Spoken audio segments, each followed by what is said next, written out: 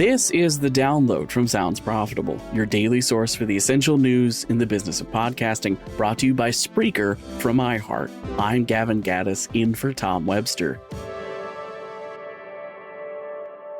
Here's what you need to know for today, Wednesday, May 15th. First up, Spotify Audience Network to remove price floors.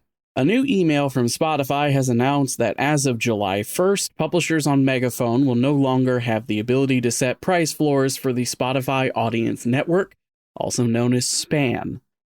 The current ad ecosystem on Megaphone operates as a waterfall, with each ad request hitting direct sold, then SPAN, then vast and programmatic.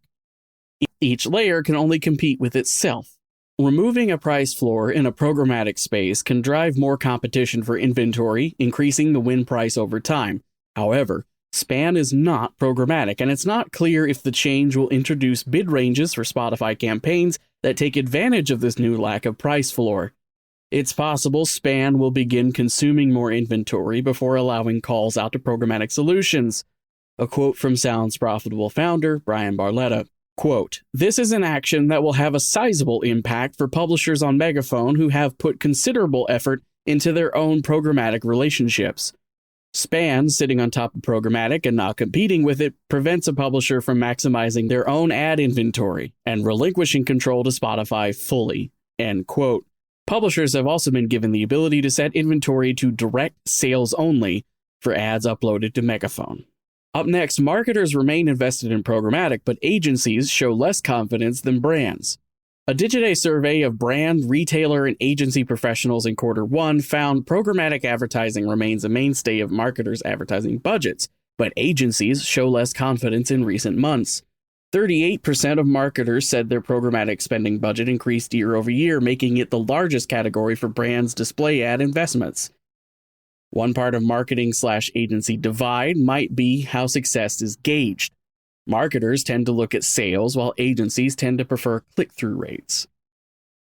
Next up, Audio in the AI Age by Brian Morrissey. As new versions of generative AI tools become more powerful and more widely available, Morrissey argues podcasting has a potential to become the refuge for audiences looking for human-made content.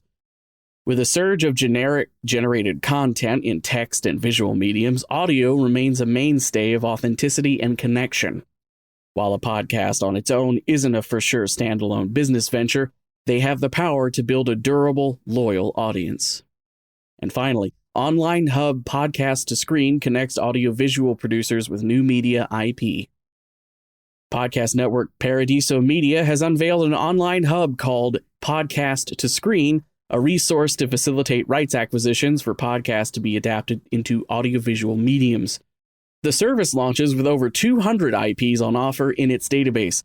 Podcast adaptations continue to be popular, with successes like Dirty John paving the way for new programs like the upcoming docuseries adaptation of Scamanda.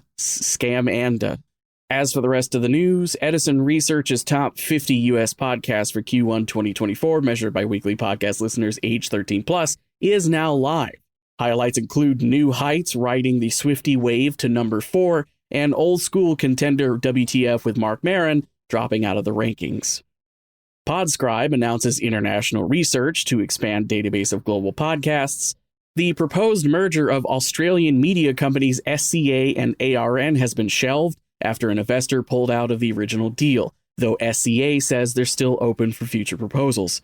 And Triton Digital has published their April stats for top podcasts in Australia. Case File and Hamish and Andy maintain the top 2 spots, while ABC News Top Stories joins the ranker with a debut in 3rd place.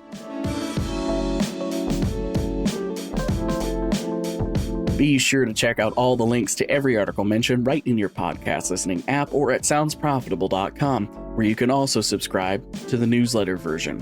The Download is written and produced by Brian Barletta, myself, and Tom Webster. For Sounds Profitable, I'm Gavin Gaddis. Download us tomorrow.